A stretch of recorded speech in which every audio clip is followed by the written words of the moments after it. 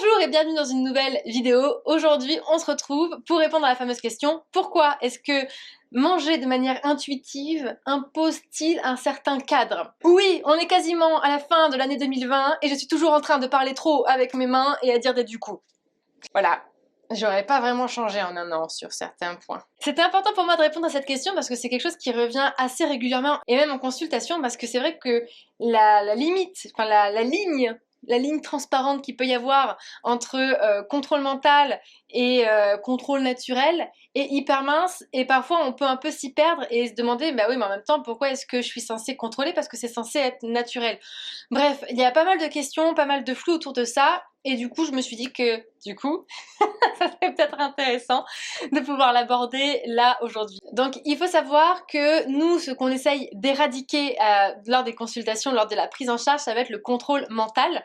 Le contrôle mental lié justement à ce désir de perdre du poids, à ce désir de ne pas prendre de poids, au désir en rapport avec le poids, quoi. C'est-à-dire tout ce qui va être règle mentale que vous allez vous mettre, que la société va vous imposer, dans le but de ne pas prendre de poids ou d'en perdre. Genre ne pas manger entre les repas, ne pas sauter de repas, manger 5 fruits et légumes par jour, ne pas manger après 17h, enfin bref, plein de règles comme ça qu'on va pouvoir se mettre en tête et qui vont en quelque sorte gérer notre façon de manger sans que ce soit réellement fondé en fin de compte. Alors qu'en mangeant de manière intuitive, même si c'est intuitif, même si c'est à la base inné, même si c'est naturel, ben ça impose mine de rien de respecter un certain cadre, dans le sens où se dire qu'on mange sans distraction, ou qu'on prend le temps de poser les couverts, ou que on mange quand on a faim et qu'on mange quand on a envie, mais si on n'a ni faim ni envie de pas manger, en fait ça répond tout simplement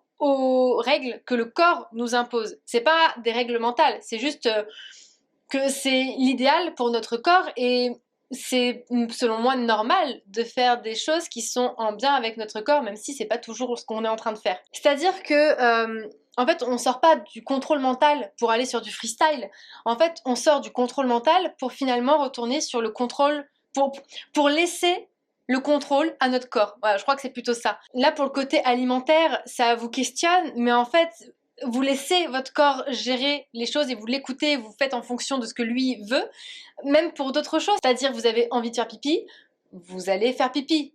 Bon, en toute logique des choses, si vous vous retenez de faire pipi, il y a un moment donné où vous allez quand même respecter votre envie de faire pipi, parce qu'elle va devenir de plus en plus grande, et y aller. Si vous ne respectez pas cette envie de faire pipi, bah vous risquez d'avoir après une infection, et ça risque d'être compliqué, ça, vous allez avoir mal. Pour la fin, c'est pareil, si vous ne respectez pas, au bout d'un moment, bon, ça risque d'être problématique pour votre santé. Bah là, c'est exactement la même chose. Si vous savez que vous avez un long trajet devant vous et que vous savez que, bon, ça serait bien de ne pas vous arrêter faire pipi toutes les demi-heures non plus, en tout cas pas dans la prochaine demi-heure pour pouvoir faire un certain nombre de minutes de route et d'heures de route, il y a de fortes probabilités que vous anticipiez un petit peu la situation et que vous alliez faire pipi. Même si vous n'avez pas envie, vous allez aller faire pipi par anticipation, histoire d'être sûr, d'être tranquille là sur les prochaines heures. Pour la fin, ça va être aussi parfois le cas. Si vous n'avez ni envie de faire pipi, si vous n'avez ni d'anticipation à prévoir, vous n'allez pas faire pipi, en fait. Je suis pas sûre que ce soit le meilleur exemple là que j'ai trouvé pour vous illustrer un peu le truc. Bon, ça aurait pu être pire, j'aurais pu choisir un autre type d'exemple. Bref, c'était simplement pour vous faire comprendre que votre corps aussi a besoin de que vous respectiez un certain cadre, son propre cadre, pour que lui puisse continuer à fonctionner correctement. Le fait par exemple de prendre le temps de poser les couverts et de ne pas manger en ayant des distractions, c'est essentiellement pour que vous puissiez prendre le temps de l'écouter lui. Chose qu'on fait plus vraiment dans notre société, parce qu'on a tellement d'écrans et tellement de distractions qu'on a tendance en fait à totalement oublier notre corps.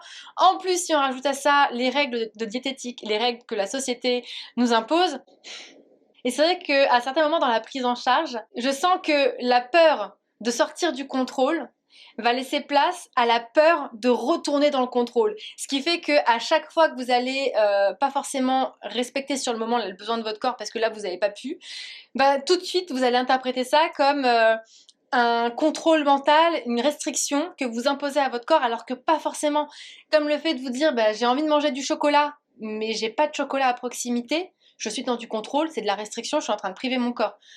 Vous n'êtes pas dans de la restriction, vous n'êtes pas dans du contrôle, juste y a pas. Bah y a pas, vous allez pas l'inventer le chocolat. Donc juste, si vous savez que vous avez envie de chocolat, votre corps à ce moment-là, je pense, est totalement apte à entendre qu'il n'y a pas de chocolat. Voilà, il n'y a pas de chocolat, faut faire avec. Et qu'il pourra avoir le chocolat à un moment donné quand vous irez faire les courses. Et de pouvoir, dans vos courses, bien entendu, vous noter le chocolat pour que votre corps, votre inconscient puisse éventuellement être satisfait si, à un autre moment après les courses, l'envie de chocolat revient. Donc rappelez-vous, le contrôle mental dans le but de contrôler son poids, ça, pas bien. Le contrôle naturel du corps dans le but d'avoir un comportement alimentaire normal, ça, c'est bien. Donc voilà pour la vidéo d'aujourd'hui. J'espère que si vous vous posiez ce genre de questions, ça a pu y répondre. N'hésitez pas à me dire en commentaire. Et puis, comme d'habitude, en attendant qu'on se revoie demain dans une nouvelle vidéo, je vous laisse liker celle-ci si elle vous a plu et puis vous abonner si c'est toujours pas fait.